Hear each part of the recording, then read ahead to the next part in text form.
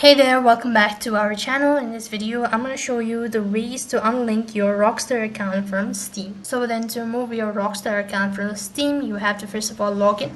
So on the search box, go ahead and type in rockstargames.com.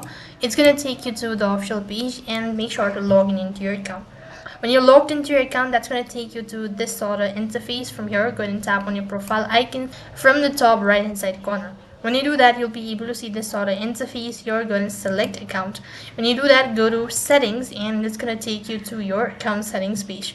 And this is going to direct you to the next page. Here you can see all of your information and all that, and go to the section from the top right hand side corner that is linked account.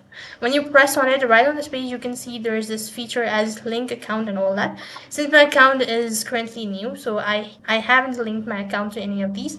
But then if you've linked your account to Steam, right over here you'll be able to see linked account under the Steam application. Then you have to go ahead and click on the option, and it's going to direct you to the page where you can go ahead and enable some sort of permissions or all that. And likewise, if you scroll down a bit, you'll also be able to find this button as unlink.